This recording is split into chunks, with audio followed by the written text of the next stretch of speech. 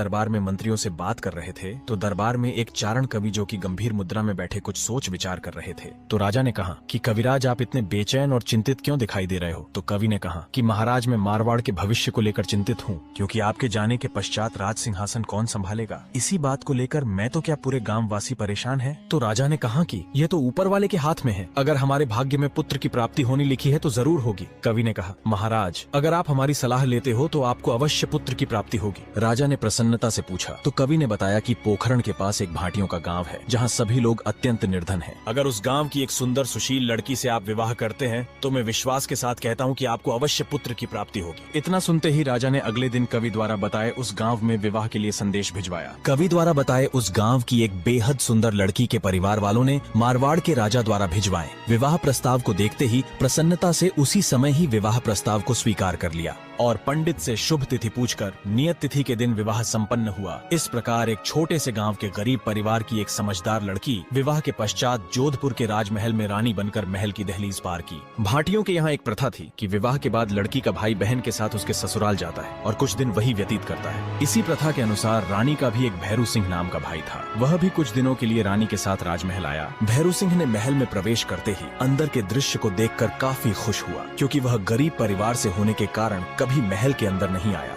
महल में प्रवेश करने के पश्चात जब रात्रि के समय राजा के परिजनों एवं रिश्तेदारों के साथ भैरू सिंह ने भोजन किया तो सभी ने भैरू सिंह को नीचा दिखाने के लिए उसके साथ छुआछूत किया, जिससे क्रोधित स्वभाव के भैरू सिंह को काफी गुस्सा आया, पर बिना कुछ कहे अपने गुस्से को अंदर ही अंदर काबू किया। रिवाज के अनुसार भैरू सिंह को कुछ दिन इसी महल में रहना था, जिसके चलते रोजाना राजा के परिजन किसी न किसी बात को लेकर भैरू सिंह को परेशान किया करते। अंत में जब भैरू सिंह के क्रोध सहने का घड़ा पूर्ण भर गया तो उन्होंने राजा के भाइयों को खूब खरी खोटी सुनाई। तभी राजा के भाइयों ने कहा ये तो तुम्हारी किस्मत है कि महाराज ने तुम्हारी बहन से शादी की, इसलिए हम तुम्हें हमारे पास बिठाते हैं, वरना तुम जैसे लोगों की क्या औकात की हमारे साथ भोजन कर सको। इतना सुनते ही भैरू सिंह गुस्से से आग बबूला हुए अपनी बहन के पास गए और राजा के भाइयों द्वारा गलत ढंग से व्यवहार करने की बात बताई। राजा के भाइयों द्वारा भैरू सिंह के साथ किए गलत व्यवहार के कारण रानी नाराज होकर अपने कक्ष में बैठ गई और जैसे ही मानसिंह कक्ष में आए तो रानी को उदास देखकर उनसे इसका कारण पूछा। तो रानी ने कहा कि महाराज मेरा भाई गरीब होने के कारण आपके भाई उसके साथ बहुत बुरा व्यवहार करते हैं। अगर आपको हमारी गरीबी इतनी बुरी लगती है तो आपने हमसे विवाह ही क्यों किया? क्या आपने हमारी गरीबी का मजाक उड़ाने के लिए हमसे विवाह किया था? तभी महाराज बोले रानी साहब मैंने तो कभी आपके भाई का अपमान नहीं किया, इसके अलावा मैं आपके भाई को ढेर सारा धन दे सकता हूँ जिससे वह अपनी गरीबी दूर कर सके, फिर उन्हें कोई कुछ नहीं कहेगा। इतना कहने के पश्चात महाराज ने अपने खजांची को बुलाकर उसे आदेश दिया